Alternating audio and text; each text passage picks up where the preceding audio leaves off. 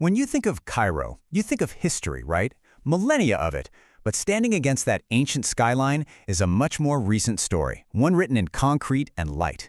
We're not just looking at another tall building here. We're looking at a statement, a symbol that has become the modern heartbeat of Cairo. So let's get into its story. I mean, it's a great question, isn't it? In the land of pharaohs, pyramids, and sphinxes, how did this tower, which was only finished in 1961, climb its way to become so iconic? Well, that's exactly what we're going to unpack. Okay, so let's start our climb. We begin on Jazeera Island right in the Zamalek district. This is where the Cairo Tower, or Burj al-Qahira, just completely owns the skyline. It's this serene, modern monument right in the middle of a chaotic, incredible capital city. And here's the first thing you need to know. It's taller than the Great Pyramid of Giza. And that was absolutely on purpose.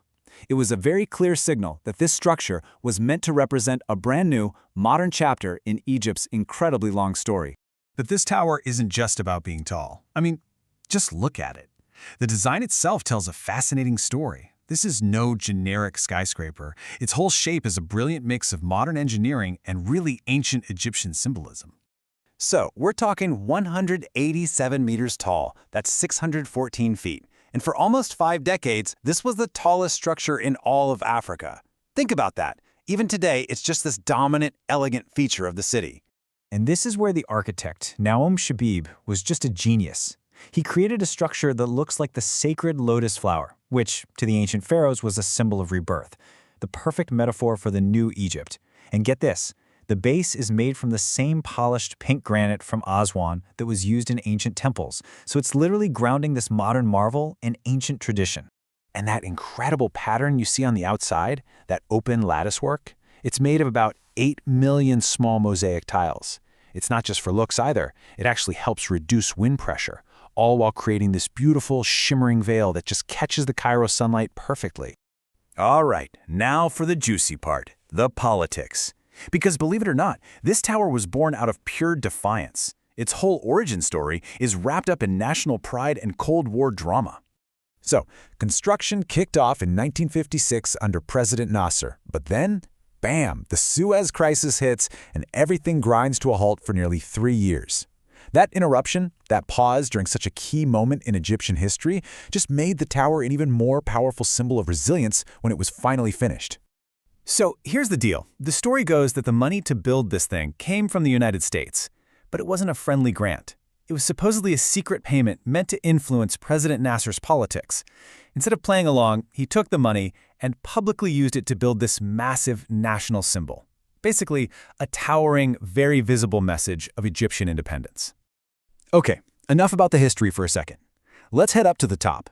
Because the trip up the tower is really a journey from the modern island of Zamalek up into the sky, where you can see all of Cairo's vast history just spread out below you.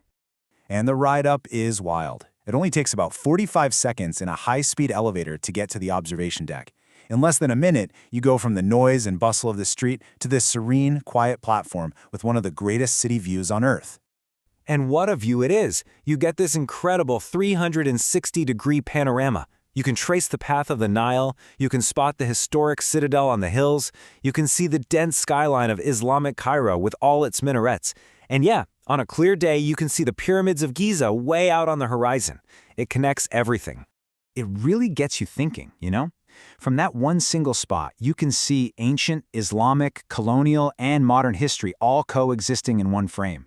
It's the sheer scale and complexity of Cairo, all in one look. It's kind of overwhelming. In the best way. Now, you're not just going up there to look. The tower also has one of Cairo's most unique dining experiences, a revolving restaurant right at the top. So as you're eating, the whole place slowly turns, completing a full circle every 70 minutes. It gives you this constantly changing panoramic backdrop to your meal. It pretty much turns dinner into this amazing, almost celestial event. But let's be real for a second. While the atmosphere is obviously unbeatable, reviews often say you're paying for that incredible view, not necessarily for a 5-star meal. The food is often described as passable, but not exactly spectacular. So the takeaway here? Go for the unforgettable experience, but maybe just manage your expectations for the food. So we've seen the tower by day, we've seen the view, but as we wrap up, we have to talk about its final transformation, what it becomes at night. Yeah, once the sun goes down, the whole thing just comes alive. Its LED lighting system lights up that whole lattice structure, turning it into this glowing, vibrant beacon that serves as a radiant anchor in the Cairo night sky. And you know, this isn't just some tourist trap. The Cairo Tower is a genuinely beloved spot for Egyptians themselves. It's where families go, where couples have dates, where people celebrate special occasions. It's a living, breathing part of the city's social fabric. So, when you put it all together, the Cairo Tower is really the perfect metaphor for the city itself.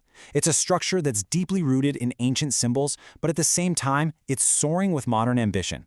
It really is a timeless symbol of modern Egypt. And that kind of leaves us with one last big question, right? When you look at a city like Cairo, where the new stands right next to the ancient, what really defines its character? Is it the echoes of its incredible past, or is it the bold statements of its present? Definitely something to think about.